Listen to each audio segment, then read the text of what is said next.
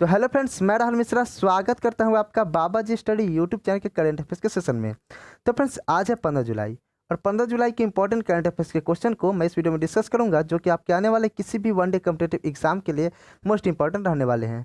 और हाँ फ्रेंड्स, यदि आप इस करंट अफेयर्स की PDF फाइल प्राप्त करना चाहते हैं तो बाबा जी स्टडी टेलीग्राम चैनल से प्राप्त कर सकते हैं, जिसका लिंक आपको डिस्क्रिप्शन बॉक्स में दे रखा है।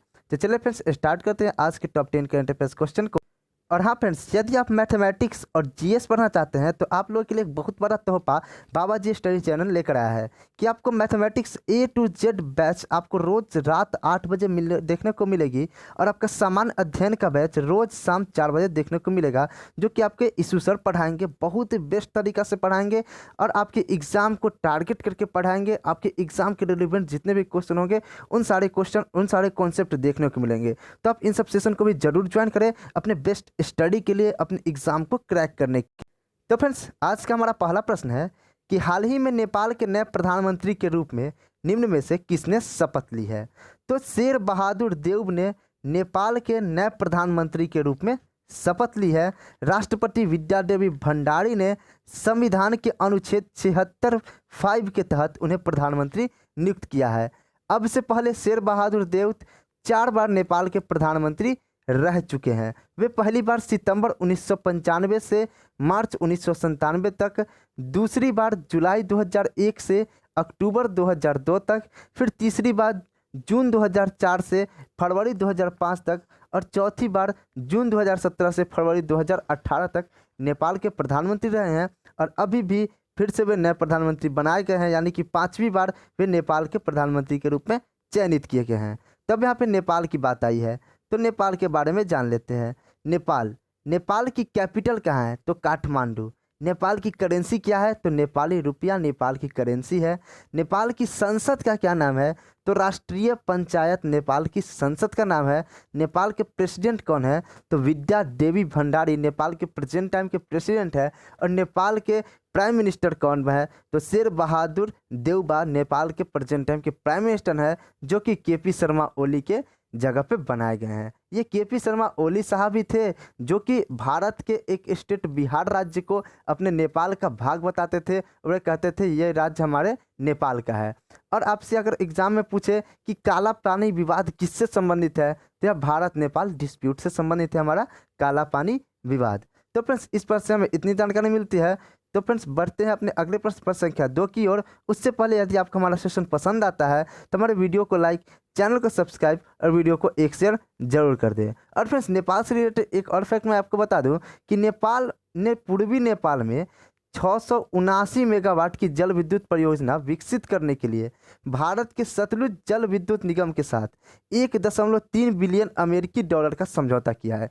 यानी कि नेपाल अपने यहाँ एक जल विद्युत परियोजना विकसित कर रहा है, जिसके लिए भारत के साथ 1.3 बिलियन डॉलर का समझौता किया है, अमेरिकी डॉलर का समझौता किया है। यह भारत द्वारा शुरू किया गया नेपाल में दूसरा बड़ा वेंचर होगा। यह सबसे बड़ी विदेशी निवेश परियोजना है।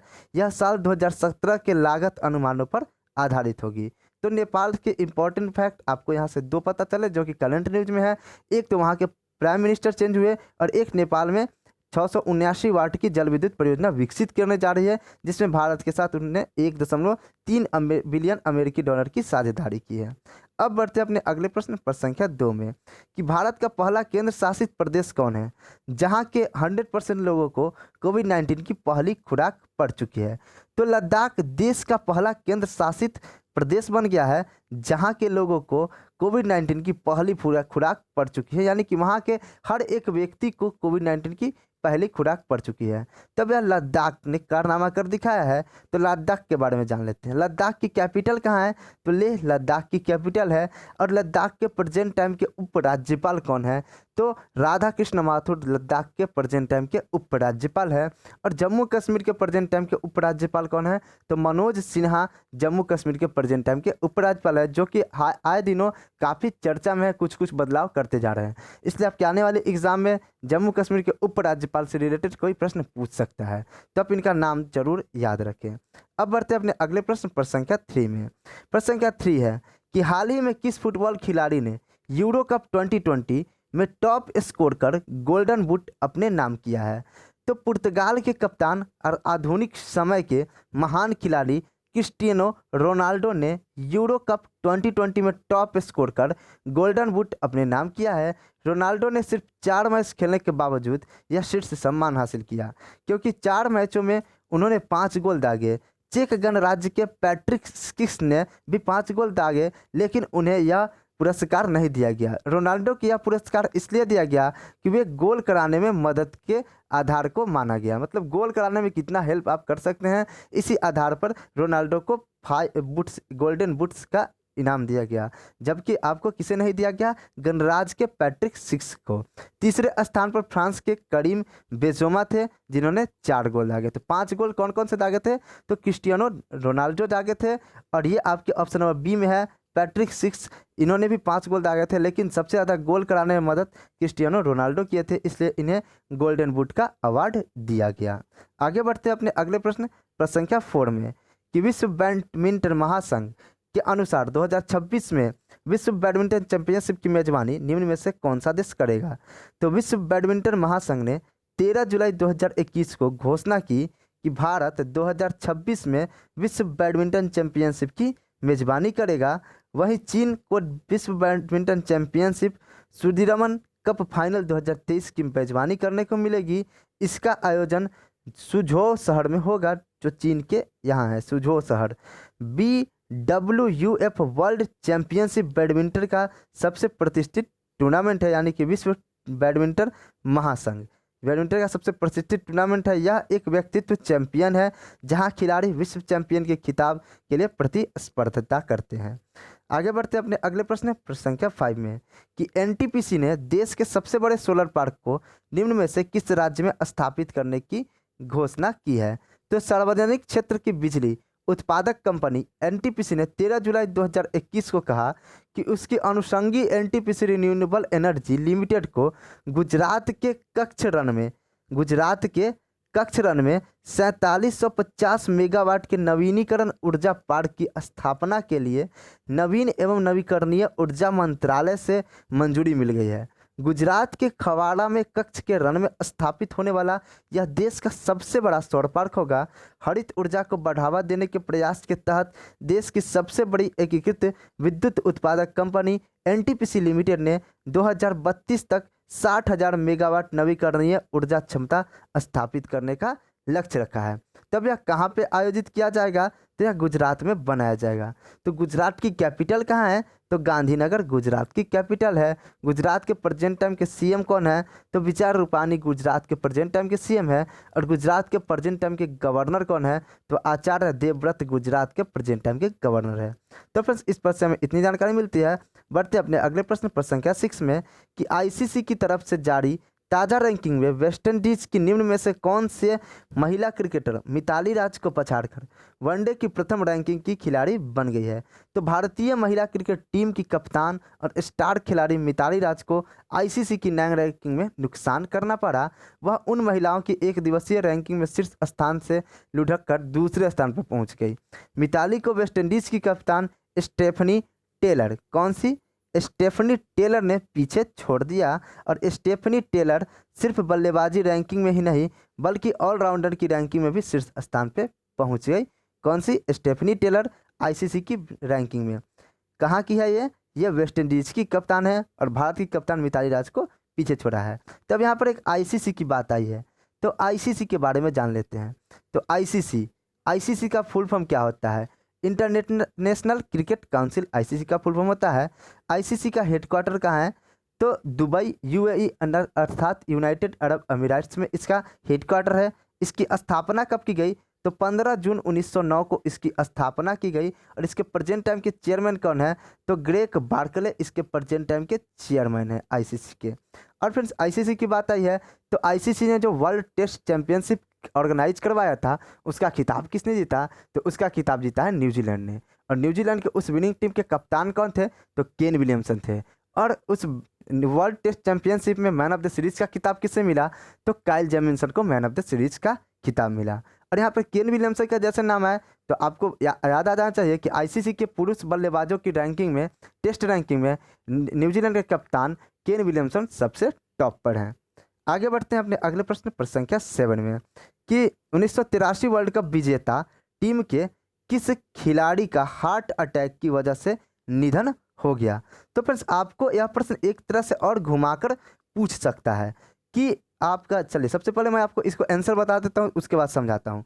तो वे थे यशपाल शर्मा। यशपाल शर्मा का आपका निधन हो गया है, जो कि हार्ट अटैक की वजह से हुआ है, जो कि 1983 वर्ल्ड कप के विजेता टीम के खिलाड़ी थे। अब आपसे यह भी प्रश्न पूछ सकता है कि यशपाल शर्मा का संबंध किस खेल से था या किस खेल से है। यशपाल शर्मा का संबंध किस खेल से है। आने वाले प्रतियोगी परीक्षाओं में यह प्रश्न आपके लिए मोस्ट इंपोर्टेंट रहता है, क्योंकि यह जो है वर्ल्ड कप की विजेता टीम के कप्तान है, इसलिए इनका नाम बहुत ही पॉपुलर होना चाहिए और इनके पर क्वेश्चन बनेंगे ही बनेंगे 100%। तो आप यह नाम याद ही रखिएगा कि यशपाल शर्मा का संबंध किससे है, क्रिकेट से है।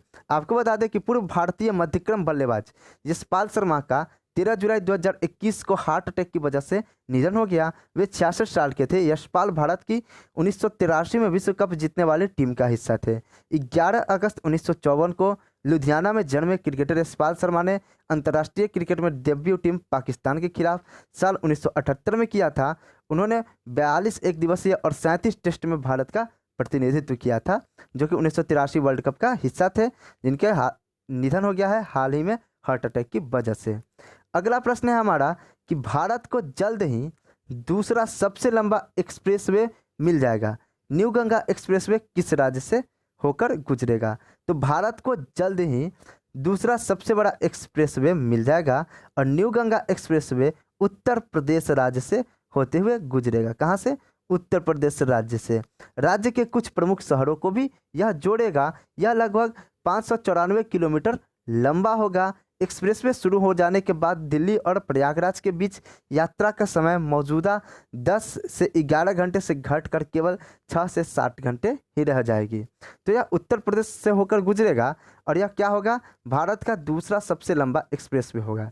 तो अब आपको कमेंट बॉक्स से बताना है कि भारत का सबसे लंबा एक्सप्रेसवे कहाँ है। आप या तो गूगल करो या कुछ करो, आपको याद है, लेकिन आप कमेंट बॉक्स से कमेंट जरूर करो, क्योंकि इससे मुझे पता चले कि आप सही मायने में स्टडी कर रहे हो और स्टडी करने के प्रति जागरूक हो। जब उत्तर प्रदेश में हुआ है तो उत्तर प्रदेश के बारे में जान लेते हैं। उत्तर प्रदेश की कैपिटल कहाँ है? तो लखनऊ उत्तर प्रदेश की कैपिटल है।